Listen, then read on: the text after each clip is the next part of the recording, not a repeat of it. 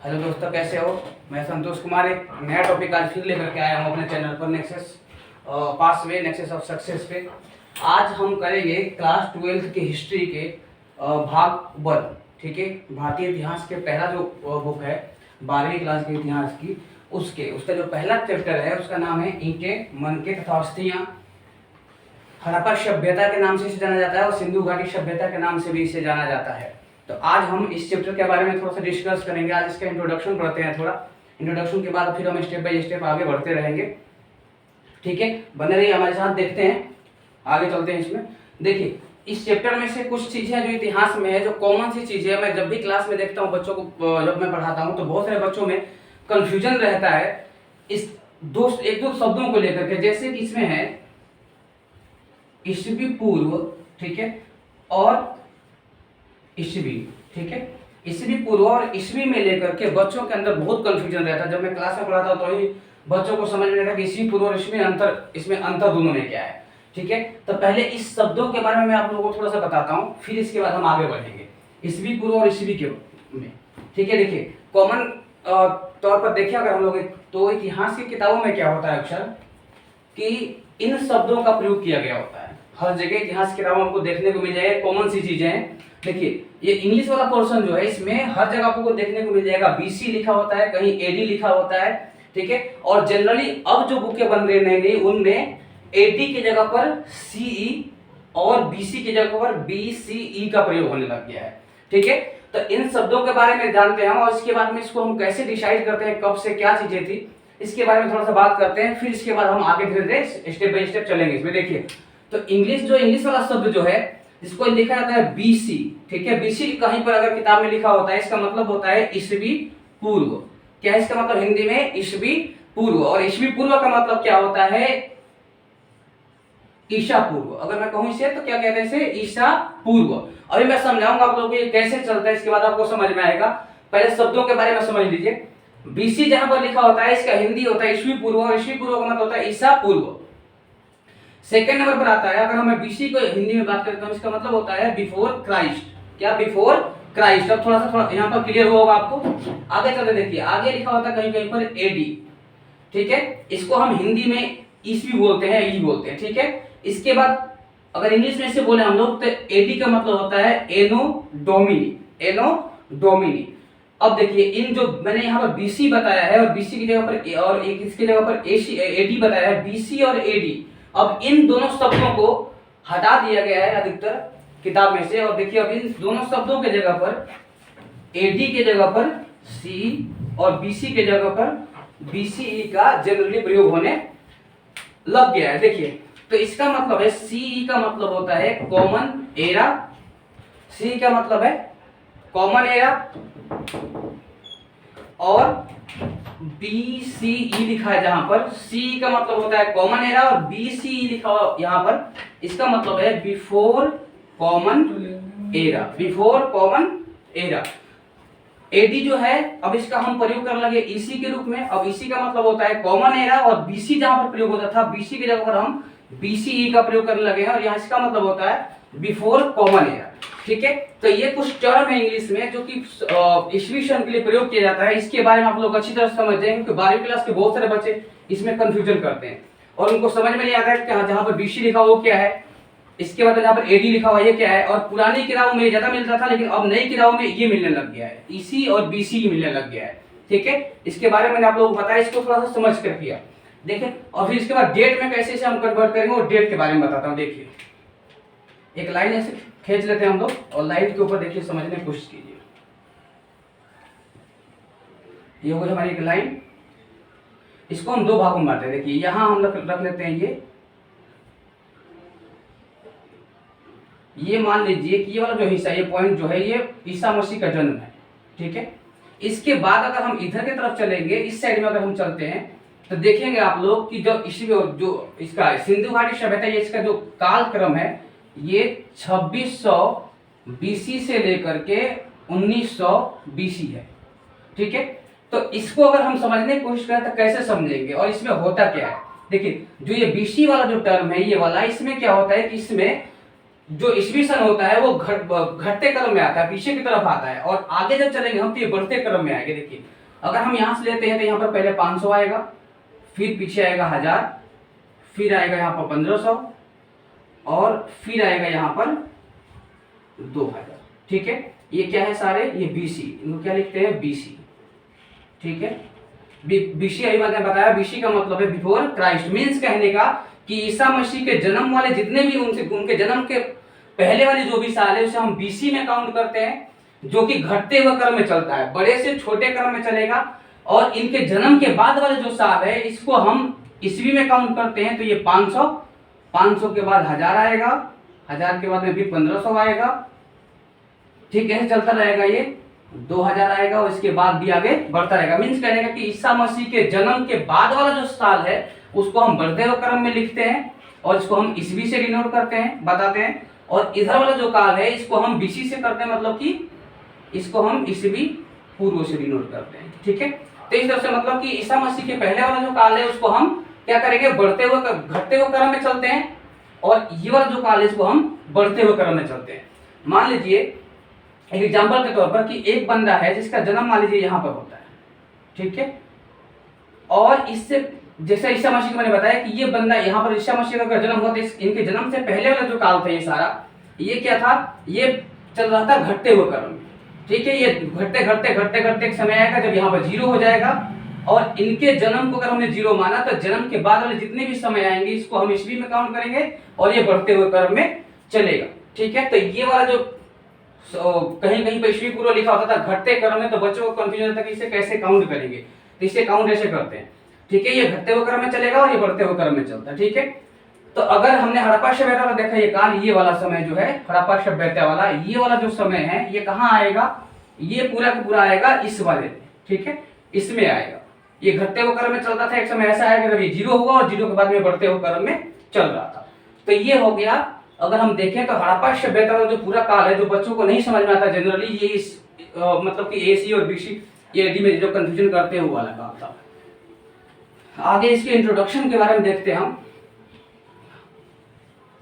हड़प्पा सभ्यता वाला देखिए, अगर इसका हम इंट्रोडक्शन देखें तो ये शुरू कैसे होता है हड़प्पा सभ्यता।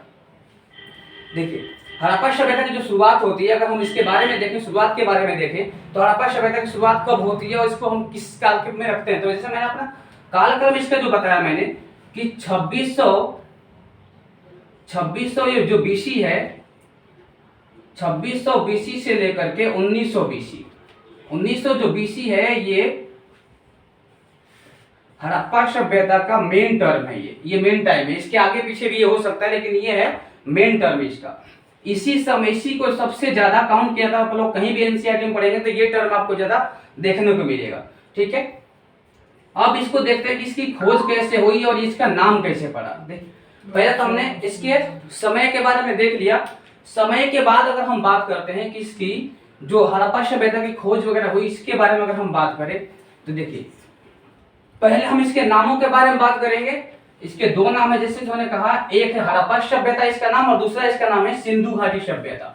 तो हड़प्पा सभ्यता इसका नाम क्यों पड़ा, देखिए हड़प्पा सभ्यता इसका नाम क्यों पड़ा, क्योंकि जब हमारे यहाँ अंग्रेज शासन कर रहे थे उस समय क्या हो रहा था कि लाहौर वाले हिस्से में या पंजाब के हिस्से में हमारे यहाँ रेलवे का निर्माण हो रहा था। और रेलवे के निर्माण के दौरान जब मिट्टियां खोदी जा रही थी वहां पर, तब मिट्टी खोदते समय कुछ ऐसी चीजें मिली जो कि बहुत नीचे दबी हुई थी। उसमें से ईंटें, खास तौर से ईंटें वगैरह अचानक निकलने लगी, जिससे पता चला, जब उसका रिसर्च किया गया तो रिसर्च करने के बाद में पता चला कि ये तो बहुत पुरानी ईंटें हैं। और जब खुदाई के दौरान वो निकली तो रिसर्च करने के बाद पता चला कि यहाँ पर पहले एक सभ्यता थी। तो जो वो ईंटें निकल रही थी उस जगह का नाम था हड़प्पा, उस जगह का नाम था हड़प्पा। ये पंजाब में था हड़प्पा, ये यहाँ पर था पंजाब में। ठीक, तो हड़प्पा के नामक जगह से जब ईंटें निकलनी शुरू हुई तो इसलिए जिस जगह का नाम था हड़प्पा, तो उस जगह के नाम पर इसका नाम कर दिया गया हड़प्पा सभ्यता। ठीक है, तो ये हो गया क्या, हड़प्पा सभ्यता। ये पंजाब से देखिए, तो ये जो खोज की गई हड़प्पा सभ्यता की, जब ये चीजें निकल रही थी तो हड़प्पा सभ्यता की खोज के दौरान ध्यान से देखिए, ये खोज करने वाला जो व्यक्ति था जिसको सबसे पहले यहाँ से जो चीजें मिली और मोहरे और ईंटें वगैरह, उन व्यक्ति का क्या नाम था, उनका नाम था दया राम साहनी। ठीक है, ये दयाराम साहनी के नेतृत्व में। ध्यान रखिएगा, हड़प्पा सभ्यता का नामकरण जो किया गया है हड़प्पा नामक स्थल पर ईंटें और सिक्के मिलने का आविष्कार किया गया है। और जो व्यक्ति इसका रिसर्च करने और खोजने वाले व्यक्ति थे उनका नाम था दयाराम साहनी। दूसरा जो जगह है जिसकी खोज की गई, ये दयाराम साहनी ने हड़प्पा की जो खोज किया था, ये समय जो था ये था 1921। ठीक है, 1921 ईस्वी। ठीक है, 1921 ईस्वी में हड़प्पा नामक जगह की खोज की गई और खोज कौन करने वाला व्यक्ति था, उसका नाम था दयाराम साहनी। ठीक, इसके बाद में 1922 में अगला एक और स्पॉट मिलेगा यहाँ पर, जो कि सिंध में होगा। उस जगह का नाम था मोहनजोदाड़ो।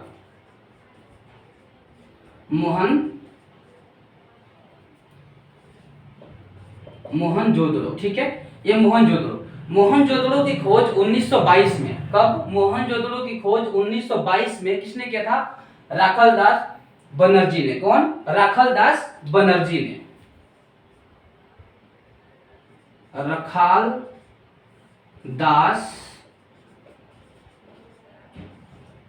बनर्जी।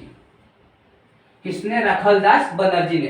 तो मोहनजोदड़ो की खोज की राखालदास बनर्जी ने, जो कि 1922 में किया, और हड़प्पा की खोज की दयाराम साहनी ने, जो कि 1921 में किया। ठीक है, तो इसकी खोज के बारे में पता चला। और हड़प्पा नाम इससे कैसे पड़ा, आपको पता चला, मैंने बताया अभी कि हड़प्पा नामक जगह पर ही सबसे पहले ईंटें और मनके मिली, जिसके कारण इसका नाम हड़प्पा रख दिया गया।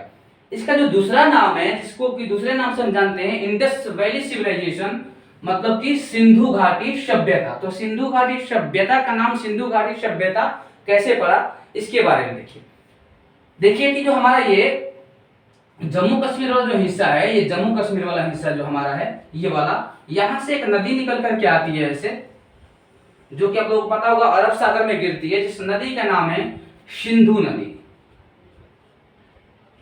सिंधु। ठीक है, ये नदी निकल करके आती है और अधिकतर जितनी भी बस्तियां खोजी गई मोस्टली ये सारे सिंधु नदी के आसपास में ही विकसित हुई थी।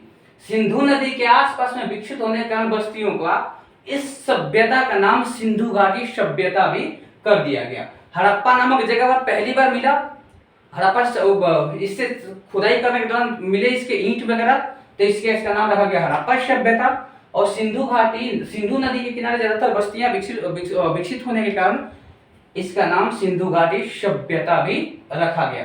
तो ये इसके नामों के बारे में कुछ जानकारी मिली आप लोगों को, ध्यान रखना है। और दो चीजें कॉमनली क्वेश्चन पूछता रहता है कॉमन तरीके के तौर पर, वो है सबसे पहला पूछता है क्वेश्चन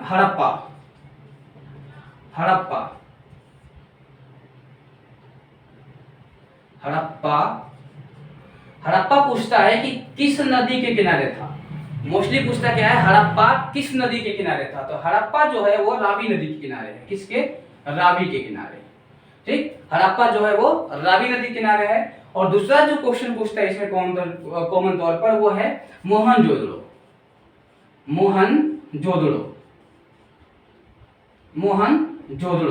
ये किस नदी के किनारे है? तो मोहनजोदड़ो अगर पूछेगा तो हमें बताना है सिंधु नदी। सिंधु नदी के किनारे पर मोहनजोदड़ो है, सिंधु पर मोहनजोदड़ो, और इस पे हड़प्पा रावी नदी के किनारे। तो ये दो सबसे विकसित बस्तियां हैं, हड़प्पा रावी नदी के किनारे और मोहनजोदड़ो सिंधु नदी के किनारे। तो ये नाम के बारे में आप लोगों को पता चला। इसके समय काल मैंने बता ही दिया है, 2600 बीसी से लेकर 1900 बीसी तक। ठीक है, ये विकसित सभ्यता है, हड़प्पा सभ्यता का विकसित समय था ये वाला, इसलिए इसी को बताया जाता है अधिकतर। ठीक है, आगे देखते हैं इसके थोड़े से इंट्रोडक्शन को हम आगे बढ़ाते हैं और इसके इंट्रोडक्शन को हम आगे पढ़ते हैं। इसके इंट्रोडक्शन में क्या है, देखिए जैसे मैंने बताया हड़प्पा सभ्यता की जो खोज की गई ये दो लोगों ने किया, दयाराम साहनी और राखालदास बनर्जी ने, जो जिसके नेतृत्व में दोनों काम कर रहे थे। दयाराम और राखालदास, ये दोनों जिसके नेतृत्व में काम कर रहे थे, वो व्यक्ति थे जिनके नेतृत्व में ये काम करते हैं। उनका नाम था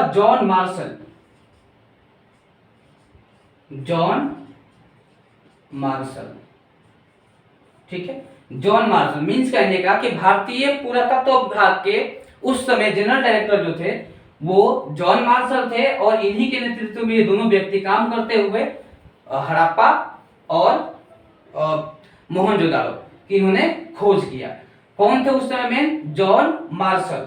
जब ये सभ्यता पर रिसर्च और खोज चल रही थी, जैसे मैंने बताया था कि हड़प्पा का 1921 में और मोहनजोदाड़ो का 1922 में, 1921 और 1922 में इसकी खोज कर ली गई थी।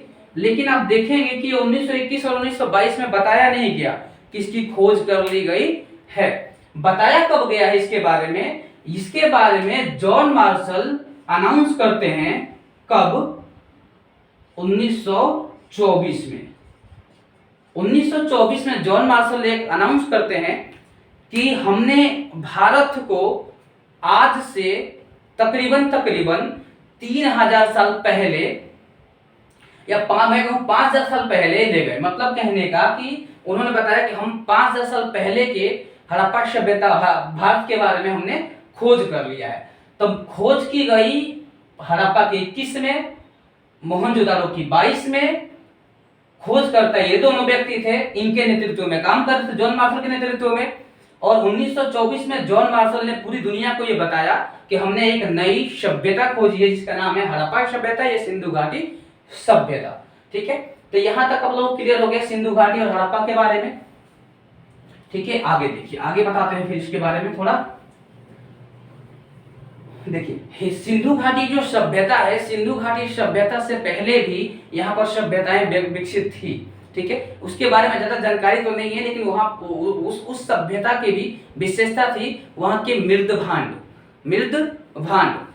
का मतलब होता है मिट्टी के बर्तन। और सिंधु घाटी सभ्यता की विशेषता थी मिट्टी के बर्तन। यहाँ पे लोग मिट्टी के बर्तन बनाया करते थे और मिट्टी के बर्तनों पर अधिकतर पेड़ और पौधों का ही चित्रकारी किया करते थे, ठीक है। तो ये सिंधु घाटी सभ्यता की अगर हम बारे में बात करें तो सिंधु घाटी सभ्यता का एक कॉमन इंट्रोडक्शन है।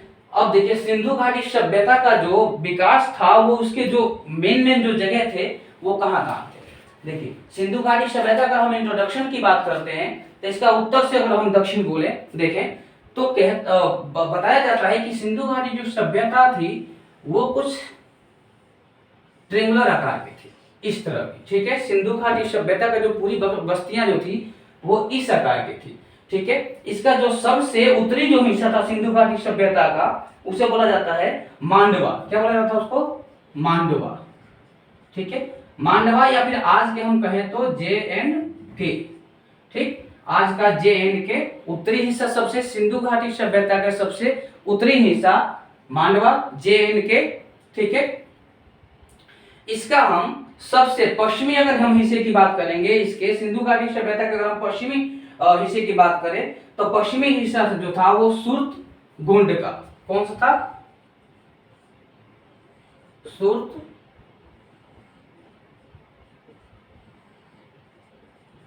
सुर्तगुंड का, ठीक है। सुर्तगुंड का इसका जो पश्चिमी हिस्सा था सुर्तगुंड का के नाम से जाना गया, या कहीं कहीं सुर्तगुंड को गोंडोर भी लिखा होता है। और इसका जो सबसे अगर हम दक्षिण वाले हिस्से में चले तो इसका सबसे जो दक्षिणी हिस्सा था वो था नर्मदा नदी के पास में। नर्मदा नदी के पास में इसका सबसे दक्षिणी जो हिस्सा था वो था दयामाबाद,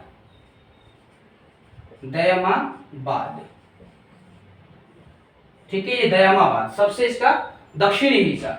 अगर हम इसके पूर्वी हिस्से की बात करते हैं तो पूर्वी हिस्सा जो था वो आलमगीरपुर, कौन सा था? वो था आलमगीरपुर। ये आलमगीरपुर जो है आज का मेरठ में है, मेरठ डिस्ट्रिक्ट, ठीक है। ये जे और के में है। ये है नर्मदा नदी के मुहाने के आसपास में ये वाला दक्षिण वाला हिस्सा था, और ये वाला जो हिस्सा है ये आज पाकिस्तान वाले हिस्से में है। तो इस अगर हम देखें तो सिंधु घाटी जो सभ्यता या हड़प्पा सभ्यता वो ट्रेंगुलर आकार का है और इस तरह से इसका शेप था, ठीक है। अगर इसकी हम लंबाई और चौड़ाई के बारे में अगर हम बात कर लेते हैं तो इसका जो पूर्व से पश्चिमी जो हिस्सा है, ये पूर्व से ये जो पश्चिमी हिस्सा है ये तकरीबन 1600 किलोमीटर है, 1600 किलोमीटर है। और इसका हम उत्तर से दक्षिण वाले अगर हम हिस्से देखते हैं इसका तो ये तकरीबन 1100 किलोमीटर है। मतलब कहने का कि जो सिंधु घाटी सभ्यता है इसका उत्तरी सबसे मांडवा JNK आज का, सुतगोंड का, इसके बाद दैमाबाद और आलमगीरपुर। अगर हम सुतगोंड का और आलमगीरपुर के बीच की दूरी देखें तो 1600 किलोमीटर के आसपास है, और मांडवा से लेकर दैमाबाद के बीच की दूरी 1100 किलोमीटर के आसपास में है। तो इस तरह से अगर हम देखें तो सिंधु घाटी सभ्यता का ये पूरा एक स्ट्रक्चर था जो कि बना हुआ था इस प्रकार से। ठीक है, आगे चलते हैं, देखते हैं इसमें।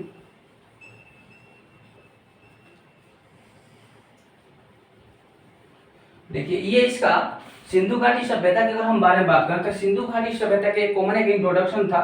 ठीक है, और सिंधु घाटी सभ्यता के जो लोग थे ये निर्वाह वगैरह के इनके तरीके क्या थे उसके बारे में हम बात करेंगे। अगला जो इसका टॉपिक है वो पहले इसके हम परिपक्व हड़प्पाई जो स्थल है उसके बारे में बात करते हैं। हड़प्पा की जो परिपक्व स्थल है इसके बारे में देखिए। अगला जो टॉपिक है वो है परिपक्व स्थल।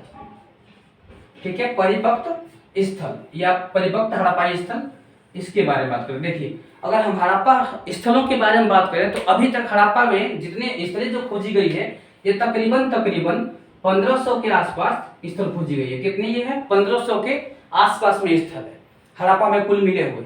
ठीक है, लेकिन इनमें से कुछ जो परिपक्व जो थे हड़प्पा के स्थल उनके बारे में हम बात करेंगे। ये चारों तरफ फैले हुए हैं। ये देखा आप लोगों ने कि गुजरात से लेकर के कश्मीर तक, इधर दयामाबाद से लेकर के सुतगोंड तक ये पूरे फैले हुए हैं। और ये कुल हैं कितने? 1500 के आसपास हैं कुल ये। ठीक है, ये याद रखना है। इसके बाद अगर हम देखें तो इसके जो परिपक्व जो कुल स्थल हैं टोटल, वो परिपक्व स्थल अगर हम देखें तो वो केवल 6 है। कुल जो परिपक्व स्थल है कितने हैं? वो 6 हैं। 6 में से आप लोगों को शायद पता ही है। सबसे पहला है हड़प्पा। हड़प्पा इसका सबसे पहला परिपक्व स्थल है जो कि हड़प्पा आप लोगों को पता है कि ये पंजाब में है। ठीक, ये पंजाब। दूसरा जो इसका स्थल था 6 में से, पहला तो हो गया हड़प्पा जो ये हम परिपक्व स्थलों की बात कर रहे हैं, या फिर ये कहें कि ये शहरी स्थल थे। ठीक है, ये शहरी स्थल थे हड़प्पा के। ठीक है, अगर हम दूसरा इसका बात करें तो वो है मोहनजोदड़ो। ठीक है, मोहनजोदड़ो। ठीक, 2 हो गए। मोहनजोदड़ो मैंने बताया था आप लोगों को सिंध में है। ठीक, सिंध। मोहनजोदड़ो की अगर हम बात करते हैं, मोहनजोदड़ो के बाद में तो इसके बाद है चनहोदड़ो तीसरा, चनहोदड़ो, ये भी सिंध में ही है। ठीक है, ये 3 स्थल हो गए हड़प्पा, मोहनजोदड़ो और चनहोदड़ो। इसके बाद अगला जो आता है चनहोदड़ो के बाद में वो है लोथल। फोर्थ जो है वो है लोथल। लोथल जो है अगर हम देखें आज तो कह सकते हैं गुजरात। ठीक, लोथल जो है वो गुजरात में। कितने हो गए? हड़प्पा हो गया, मोहनजोदड़ो हो गया, ठीक है, चनहोदड़ो हो गया, लोथल हो गया। लोथल के बाद आते हैं हम लोग कालीबंगन और राखीगढ़ी। इसके बाद आता है कालीबंगन